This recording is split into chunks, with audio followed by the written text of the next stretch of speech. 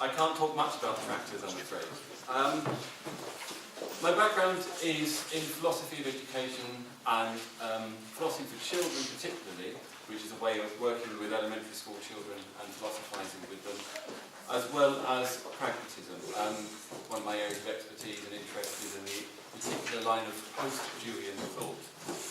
So the paper I'm giving today is not like most of the papers at this conference. It's a paper in the philosophical tradition, and it has no empirical research whatsoever.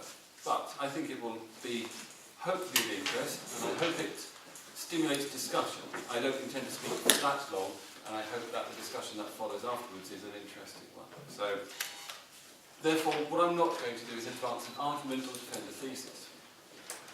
What I'm going to do is remind ourselves of some concepts that I think we are all familiar with, whether it be in Armenian or English, and use those concepts to base further discussion upon. The main, or the broad things, I don't know whether we've had a chance to look at the paper in advance. Has the paper been publicised? No, okay. So only the abstract. So the broad themes really are the hidden values that may be found in discourses of accreditation, and the tension between the local and the global. And I hope to address those two themes of hidden values and tensions through thinking about educational judgment and what types of educational judgment may be found. So, I've written before in the past about judgment in the Western tradition, and we can broadly say that judgment falls into one of three broad families. We may know about judgment as action, we may know about judgment as knowledge, and we may know about judgment as inquiry. So educational judgment specifically falls into these three broad categories. Now these are analytical divisions. Of course, in any practical situation we may find mixtures of those three types of judgment. We associate judgment as action, particularly with the Aristotelian tradition. In Aristotle's philosophy, if one knows, one acts. There is no reflective thinking subject in the way that we've become used to with post-Enlightenment philosophy. With Aristotle, there are three forms of knowledge in particular. The first form of knowledge, theoria, we know as theory, as knowledge which can be established from first principles and which can be known through logical reasoning. But Aristotle also separates knowing into two other forms: instrumental knowing, technical knowing, or practical wisdom, what he calls phronesis, and there's no easy translation. We may call it practical wisdom, we may call it practical judgment. And that distinction between judgment, practical judgment, and instrumental or technical reasoning is quite an important one for our purposes. With instrumental reasoning, the thinker and the practical person is trying to create something and knows how to create something well. It is a means-end rationality, it's an instrumental rationality. For example, if I wish to create a poem, there are particular things I must do to create a good poem in ancient Greek. If I wish to create a statue, then there are things, or pottery, then there are things that I must do. And a good potter knows how to do those things, and a bad potter, a bad sculptor, does not do those things. So Aristotle would have very little time for the art of Barbara Hepworth. Basically, she's a bad sculptor. They are not making something.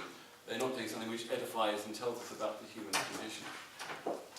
So that instrumental means and rationality, this technical way of thinking, we know as technique, and is highly valued in today's educational discourses. I suggest a lot of what we've been hearing about today values technical, instrumentalist, means-end thinking.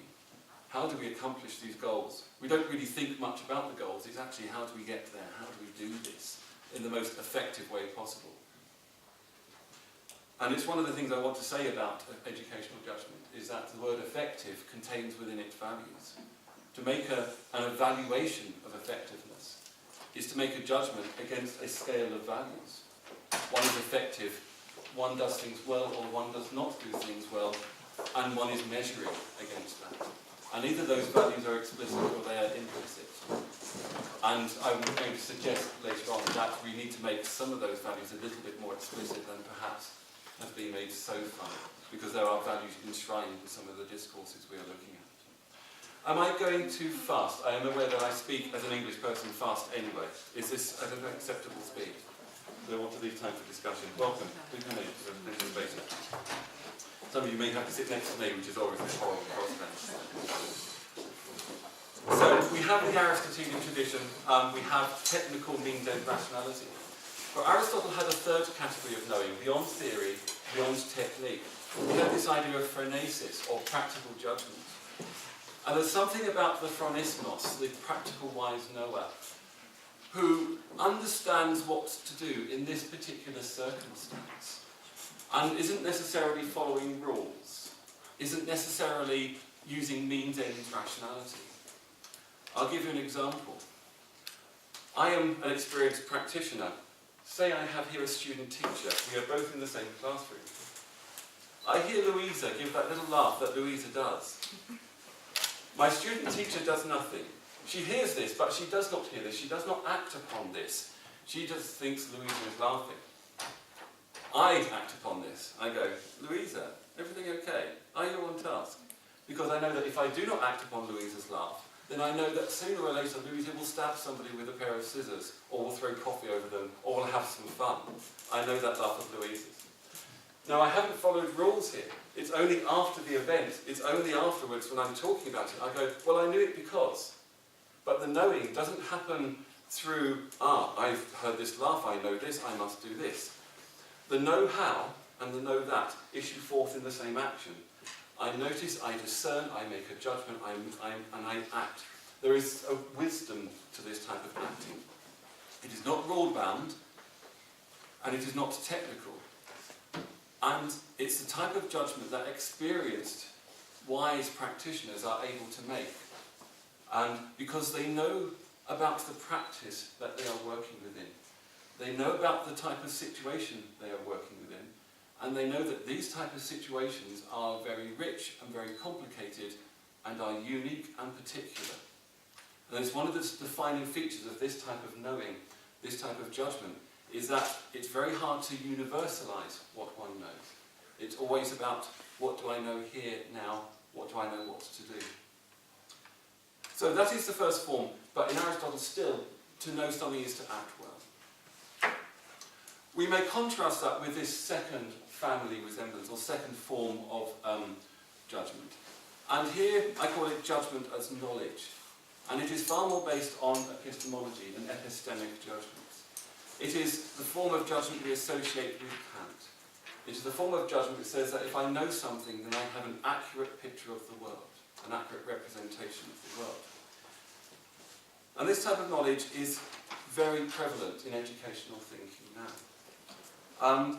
In particular, if we think about accumulations of data, such as in standardized tables or league tables, if we talk about assessments, we are really fundamentally talking about this epistemic form of judgment.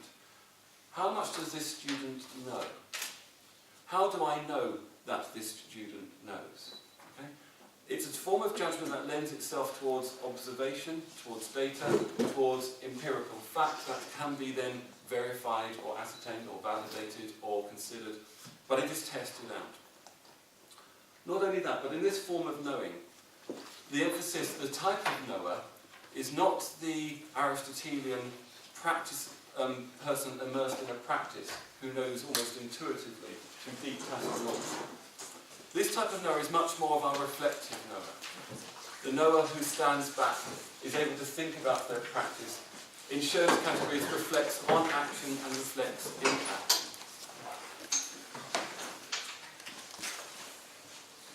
And the knowledge is representation. So we have two ways of knowing. And they represent, and these are broad characterizations or generalizations, theory and practice divides. Okay? Kantian judgments can lend themselves to theoretical judgments and universalizations and rules and principles. Aristotelian judgment emphasizes action and knowing what to do, and theory being subordinated. But there is a third form of knowing, and it comes with the Western philosopher John Dewey, who is very aware of the dualism at the heart of Western philosophy, the dual subject, either the person who thinks or the person who acts. And he criticises this spectator theory of knowledge. He criticises the idea that one can somehow know, yet not act upon it. And as a pragmatist, he is concerned with ideas that if one knows something, then there will be a practical consequence through that knowing. If I claim to know this, and you claim to know that, and yet there is no difference in how we act, really we know the same thing. There is no effective difference in our knowing. So John Dewey was concerned with this knowing as inquiry. And that as organisms, as individuals in the environment, we're in a constant and fluid relationship.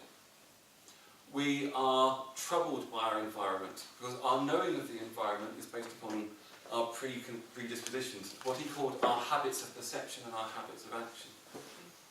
And the environment, of course, is rich and complicated and stimulating. And therefore we are always troubled to a greater or lesser extent. And how do we resolve that trouble? How do we puzzle our way through situations which are puzzling and disquieting and resolve that so we can sort of carry on? For example, I have that query at the moment, is how much do I wait and how much do I just plough on through that noise? So Dewey is saying that life is inquiry. Life is all the time, when faced with an issue, a stimulus from the environment, how do I resolve that? And knowledge being just a temporary resolution of that which is puzzling to me.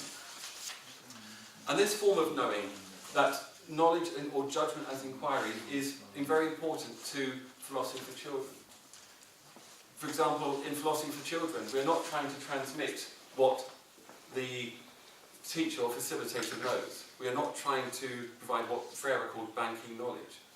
We are trying to get the children to raise questions, to be puzzled about the world, curious about the world, and then we're trying to get them to develop ways of inquiring into that puzzle and that curiosity, and thinking about their own standards of judgment. Have we come up with good solutions here? Have we come up with good understanding here? So, three broad forms of judgment in the Western tradition. Three forms that teachers may know, educators may know. They may know as action. They may know as knowledge, as representation. They may know as inquiry. They may judge as inquirers. They may judge as knowers. They may judge as theorists. And those forms of knowledge manifest themselves on a more practical basis in policy. And I talk about the UK context here, and the English context in particular. How we have trained our teachers over the last 75 years reflects these changes in forms of judgment. We have seen a shift from valuing subject knowledge, Kantian judgment, to valuing action, the teacher as a craftsperson who knows special things about pedagogy that other people do not know. Then we see a shift from craft knowledge to professional knowledge. What it is to be a professional is different from having a vocation. And then the shift into professionalism is now taking the move into restricted professionalism, which is based on means-end rationality, and extended professionalism, which is based upon ideas of phronesis and rich judgment. I'm drawing on the ideas of David Carr here, writing in 2000.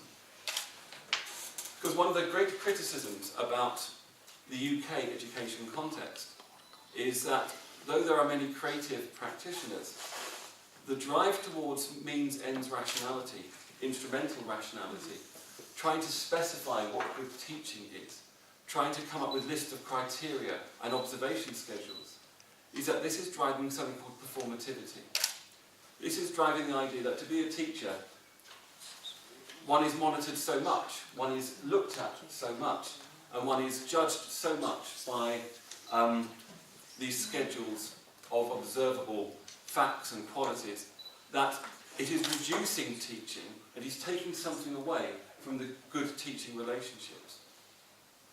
Because at the heart of phronesis, at the heart of judgment of inquiry, and even the heart of the critical thinker, there is something about the quality of the teacher, learner, and curriculum relationship. It is a set of three first-order relationships. There is the magic triangle.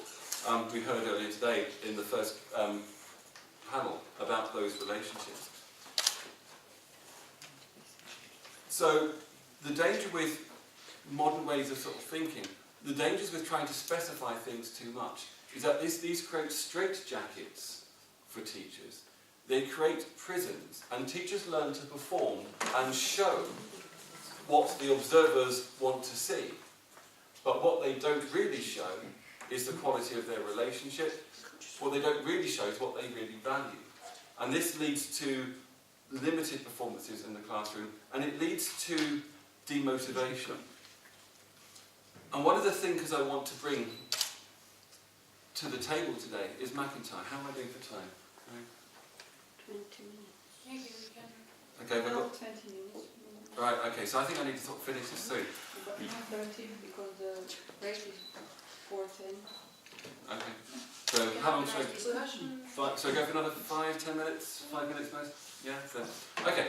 So one of the major thinkers who are trying to rebut this instrumentalism, this technical way of thinking in education, is Alistair McIntyre, who wrote a book called After Virtue.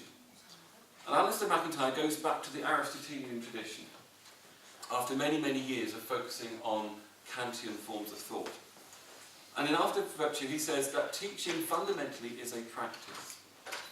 And what's important about a practice is that the practitioners know things and do things that people outside of the practice do not understand properly. Ruben today in one of the keynotes said, if I look at teaching, or if I look at a classroom, how do I know teaching and learning is going on?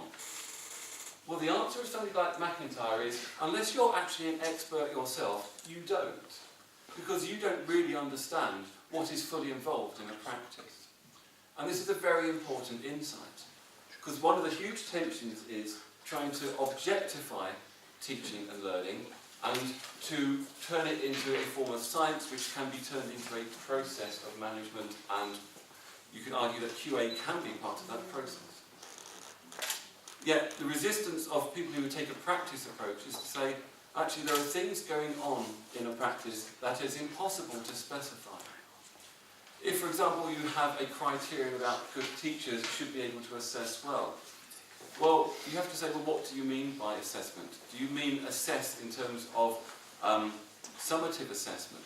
Do you mean assessment in terms of ipsative or formative assessment? How do you know if somebody is assessing well? And it takes somebody who already knows how to assess to make judgments about whether somebody is assessing. And some of those judgments about what it is to assess require practical skills and practical norms and practical experience, which are hard to specify. Because if you get into specifiers, you get into infinite or recursive loops of, well, if I specify this, I need to specify something that sits underneath this. And if I have to specify that, then I have to specify still further. So it becomes impossible to specify what experienced, wise practitioners know. Sometimes a practitioner can only say, that's a good example. Okay? But it doesn't fit into an observation schedule. So McIntyre is talking about the importance of practice and the importance of practitioners knowing things that are hard to specify and put into schedules. And there's a consequence of this. Forgive me, I'm going to read. To create the possibilities, this is from the paper, of good questions being expressed by teachers and pupils, Higgins, who is an interpreter of McIntyre in philosophy of education, Higgins justifies teaching as a practice by virtue of meeting all the criteria in McIntyre's After Virtue. And Higgins identifies excellences pertaining to teaching, which include patience and taking the stage. So here's an example of the type of thing that experienced practitioners know, but it's hard to specify. As an element of phronesis or practical wisdom, good teachers know when to take the stage and when to yield it. To be honest, I should be yielding the stage now if you want discussion. Okay? When to model thinking and practical moves, and when to let students come to their consciousness or their own conclusions. These things can't be specified. Knowing how and when to position oneself is acquired by initiation into transformative practices, where one engages in self-overcoming. That is, a growing out of ways of thinking and judging in order to participate in practice. A contrast can be made, and Paul made this earlier, between 19th century Prussian thinking that values the slow coming to maturity and judgment of the student, with the impossibility of such teaching today, governed as it is by values of production and efficiency. When Higgins considers the virtues of the teacher, he makes clear the value that McIntyre places on deliberation and the inseparability of the consideration of means and ends if one is involved in genuinely educational practice. Memorably, he states, students and teachers alike sag under the realisation that what they are mainly doing in school is school, not chemistry or maths or French. Okay, I'll finish off with this paragraph. By way of conclusion, Higgins argues that one way for teachers to manage their situation, and by teachers I think we can say education professionals, is to retain a relationship to traditions and the social formation of their practices of teaching. Here Oakeshott and the metaphor of education as being induction into the great conversation of humankind is drawn upon. And Higgins advocates a pluralism that resists the totalising and homogenising hegemony of discourses of science and practicality that are increasingly coming to monopolise educational conversations. So, this debate about phronesis and practice and virtues and goods, I've sketched upon this. I'm sorry if it's a quick account, but I think I'm just reminding the wise here. The ethical vocations of teachers and the relationship to tradition is of relevance to quality assurance in higher education. The accounts of judgment and professional practical wisdom strongly imply that judgments about effectiveness are resistant to a historical, decontextualised perspective. This may give then rise to a number of queries and subsequent inquiries for people in this room. To what extent might practical norms that are conceptually embedded, yet not wholly explicit, in the anchor standards be congruent with practices deriving from local and national heritages? How might such heritages be valued and avowed through the induction and development of educational professionals in their practice? And I'll give you 3 examples. In the English version of the 2015 Anchor Accreditation Manual, looking at academic programme accreditation standards. The first principle is this: the establishment of a learning culture conducive to the formation of transferable knowledge and skills, enabling the graduates functioning in an ever-changing environment. This would seem to be an uncontestable principle. If we think about it though, what type of judgment would such practitioners need to be able to make? Will they need to make action judgments, or is an emphasis here on knowledge judgments? How much does inquiry play a role in that type of principle? If you talk about transferable knowledge, one is emphasising the creation of knowledge and then the transfer of it. That doesn't sound like an inquiry to me. That sounds like taking transmission or taking dogma and taking it out into a field and applying it to a field, rather than things being a genuine dialogical exchange and interaction, and valuing what is valuable in the local versus the universal principles enshrined in the anchor standard. Today, in all of the talks, we have seen a tension between horizontal and vertical reference. I promise this is the last contribution. We know from Bauman's ideas of liquid modernity that capitalism places a pressure upon us to look sideways. We compare across to our neighbours. What are our neighbours doing? Am I like my neighbours or not? And what we lose in such situations is a vertical reference, a looking back in time to institutions and to traditions of thought. And these traditions of thought and our historical heritages are also important, but get marginalised in these discourses of looking sideways. So what I'm wondering is, within anchor principles and standards, how much are certain values enshrined and what values are being lost? And what type of, when the focus is on employability, if we know that actually there are 3 fundamental purposes to education: qualification or employment versus socialisation into group thinking versus individuation into becoming one's own person. If one's focus is purely on employability, how much is that employability also, or that qualification function, also affecting how we think about what it is to be an individual and what it is to be a member of a group? And I suggest that we need to think more actively about that model of what it is to be a practically wise Georgian or Armenian higher education professional. Because I think there is a model enshrined in the standards that needs to be unpicked a little bit and queried in the face of your own heritages. But I'd be interested in your responses and questions and thoughts.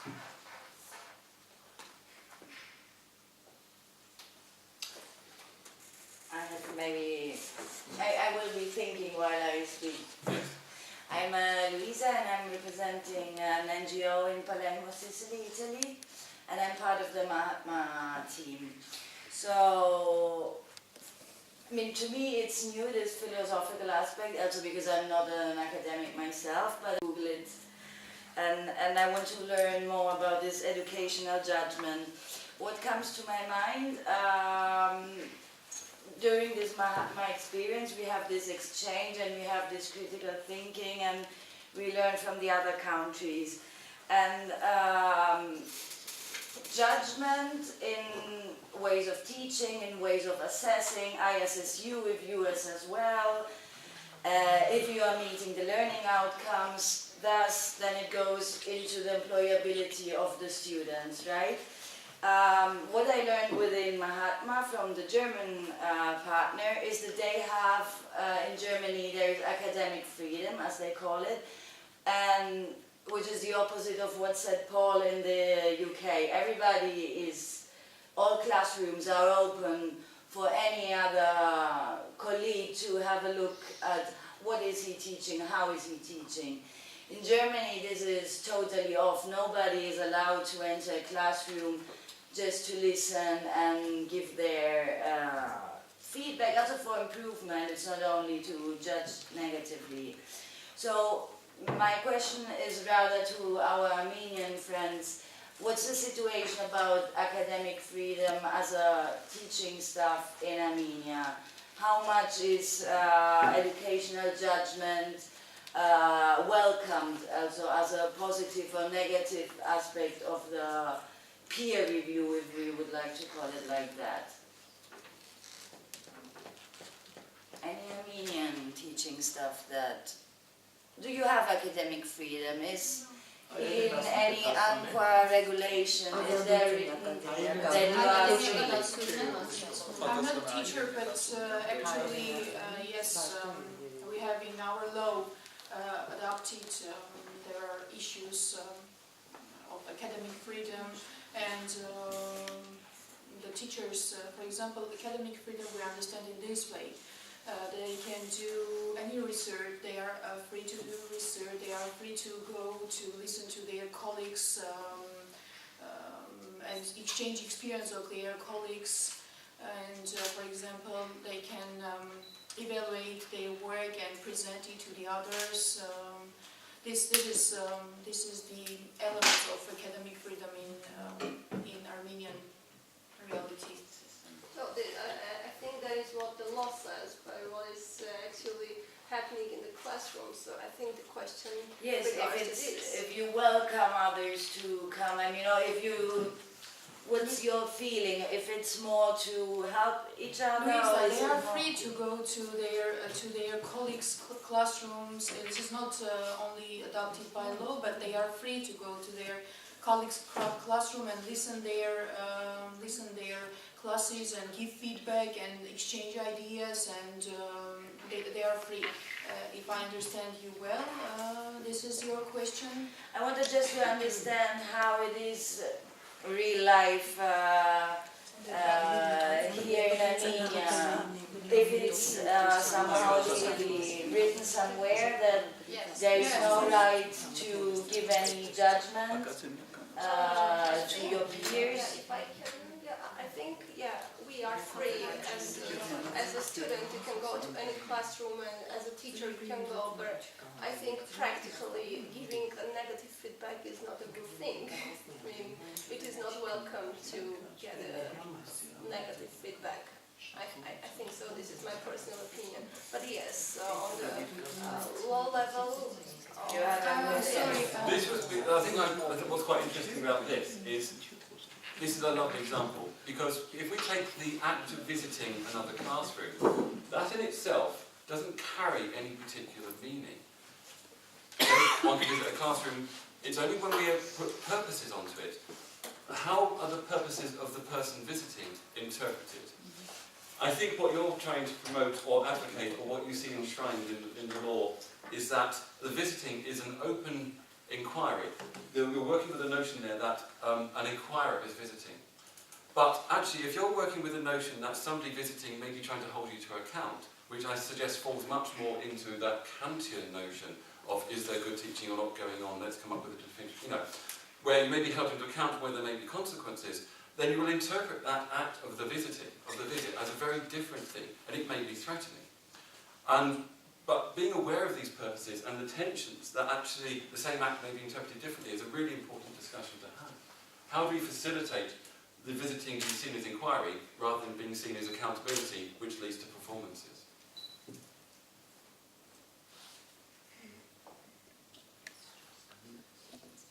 And well, actually, I didn't get the point just because you spoke a bit fast for my understanding abilities. But Okay, well, so what would it take, if somebody were to visit your classroom, what would it take for you to be confident that this was an open-ended inquiry that would lead to learning for both parties, rather than a visit which may have negative consequences for you? What would need to change for that first scenario to happen? yeah, from this point of view, it could be an excellent example experience to go and to assess, like using peer-and-peer assessment or whatever, and to give positive feedback and to suggest and somehow to judge what to do in the classroom and how to improve the teaching and learning process. But personally, I'm not aware if this is happening in the Armenian education system. So maybe someone who knows much better than me, I don't know if this is in practice. So we have this in law, but I'm not aware if this is in practice. If we have this kind of teachers and students going and asking and promoting these open space ideas and trying to learn from one another and to teach somehow and to, as a good practice, I'm not aware. So this is probably through this, if the institutions want to go through this accreditation process, this is one of the criteria if they can assess one another. But beside that, I'm not aware if this is in work. Are you wanting to elaborate on that? Yes, please. My name is Hassan and I represent the International Accountancy Training Center Education Fund. We are in vocational education and we deliver, let's say, different types of vocational education. We have master course in accounting and audit. That's why we are here as part of the quality assurance process in Armenia. And also we have training courses for practicing accountants and startup accountants. This issue is very important for our training institution because this is the first and maybe the best chance for teachers to share experience, knowledge, methods, practices, etc. But it not always happening because of different issues. But for us, for our training institution, we have established very certain criteria for startup teachers. Especially if you want to start your career at our training institution as a teacher, and if you have to deliver the certain curricula, we have to be sure that the new teacher, who is one of our graduates, not the one who comes from outside of our institution, because we will be sure that she knows exactly what are the standards, what is the training material, what are the examples, how they have to be introduced to students, etc. Even though different people deliver the same methods, the same curriculum differently, because it comes from personality. Open, soft, tough, I don't know, very strong, very much student-oriented, less student-oriented, selfish, not selfish, etc., etc. It's all affects on the teaching methodology, even though you deliver equal teaching opportunities for every trainer.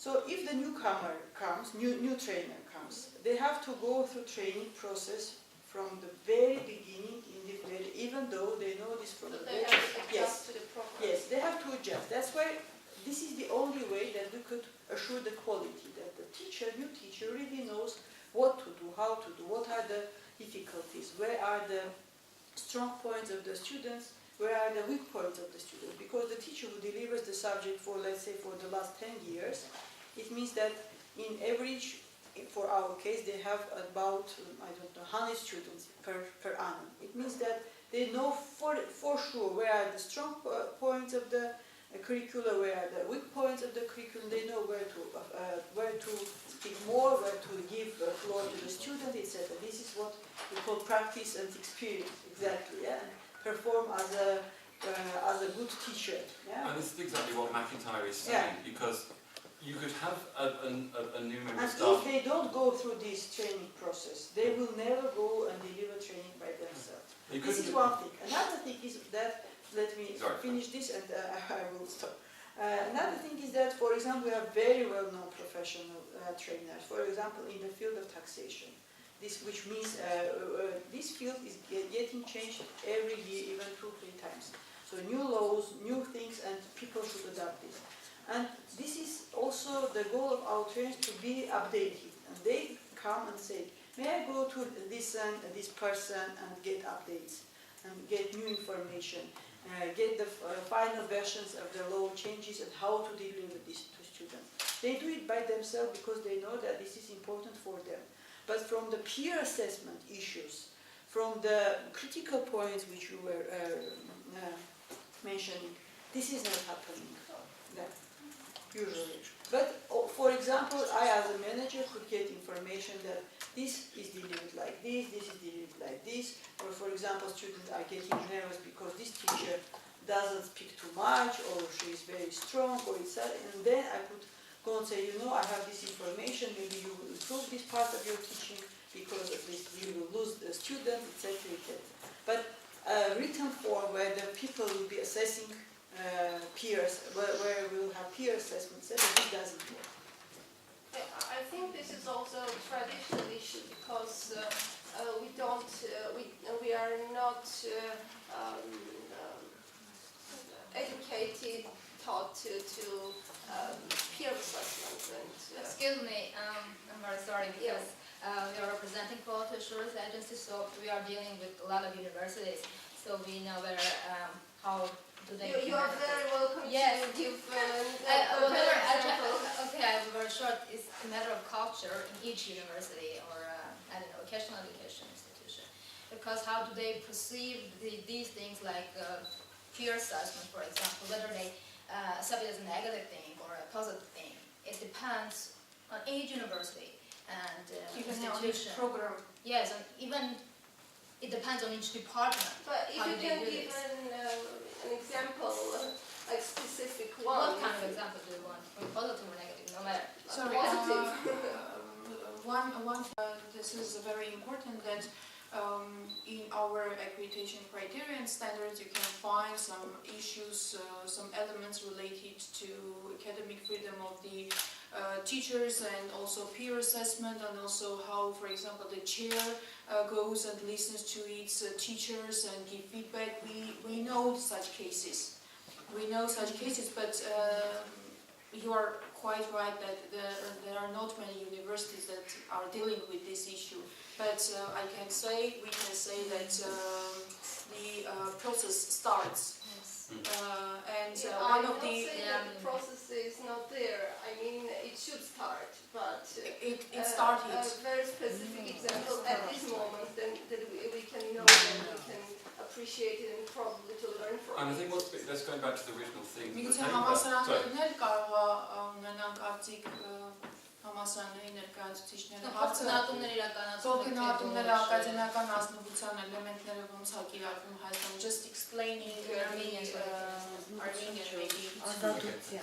ակադեմիական ազատությունը ինքը ասում է թե ինչքան ոնց են համալսարանները դա իրականացնում, օրինակ դասախոսին գնահատի, տա որոշակի feedback, հետադարձ կարտադրական կամ բացասական,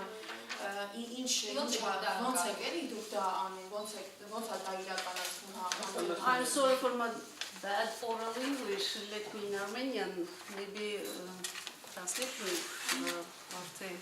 Ուրեմն այդ ակադեմիական ազատությունը պետք է պարտադիր չլինի, եւ դա այդպես էլ է։ Սակայն մենք ունենք կանոնակարգեր, որտեղ պարտադրում ենք, որ պարտադիր դասախոսը պետք է լսի իր գործընկերոջը։ Ունենք աննակարգ մի կետ, որտեղ ունենք պարտադիր պետք է գործընկերային գնահատում լինի։ Ես վերջերս հանդես եկա գիտխորհրդում, փորձեմ միտքս ավարտել, արդեն թարգմանությունը ավելի կլրի բանը, ես հանդես եկա գիտխորհրդում, որ բերեք սա թողնենք կամավոր, ինչ է նշանակում պարտադրել այդ գործընկերային գնահատումը, փոխընկերային գնահատում։ Գնահատման օբյեկտիվության համար կարելի այլ գործիքներ կիրառել, քան թե միմյանց գնահատել արդեն գնահատված վերջնարդյունքները։ Այս առումով կարծես թե եւ ազատություն էր տրված, եւ այդ ազատությունը պարտադրվում է, բայց ազատությունը չպիտի պարտադրվի։ Խնդրում եմ թարգմանեք, ես շարունակեմ միտքս։ Just mentioning that academic freedom should not be obligatory, let's say.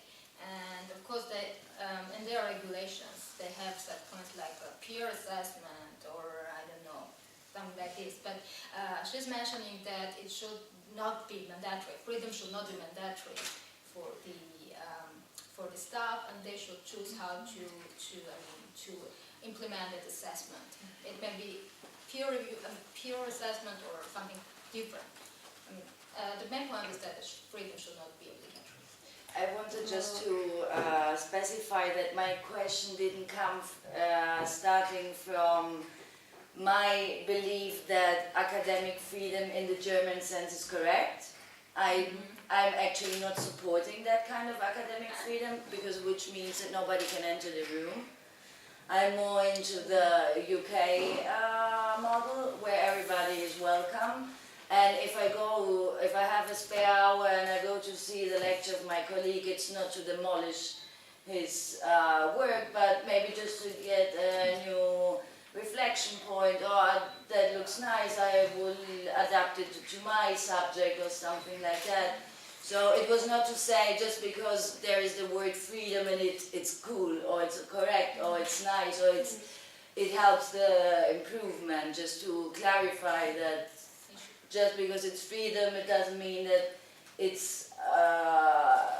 helps the improvement of the teaching staff and the university as a whole. Lots of times there are common closing remarks. So I'll just pick up on that, because I think freedom is one of those interesting words, because if you use the word academic freedom as that phrase, it's actually begging the rest of the sentence. Academic freedom to do what? Like education or learn, it's a word that always takes an object. One doesn't learn, one learns to do something, know something, perform something. No, one always learns to. One has academic freedom too. It's always contextual, always specific. Your point about your practices, I think, illustrates very well what McIntyre is trying to say. A new teacher could have read these things, but wouldn't understand in the same way. In the same way that Milak sort of said in the panel that somebody can go and read philosophy. No, one can read about philosophers, but to learn to philosophize, one must do philosophy. And philosophy is an action, not a body of knowledge necessarily. One learns to think philosophically. So what you're describing there is that to create this culture of openness and inquiry, the form of judgment that I think we're all valuing in this room, it requires induction processes where one learns that inquiry is part of what it is to be a professional. And there seems to be, though, and this is the tension that we've uncovered in the room, there is a tension between what the law and the theory says should happen and what is actually necessary to make that happen in a way that is constructive and supportive and edifying. And I think that's quite an interesting thing to work with. And this is just one tiny tip of an iceberg about what other models are packed in to these notions of what it is to teach and to engage in good quality assurance. Thank you very much for affording me the time, and I hope to carry on talking over coffee.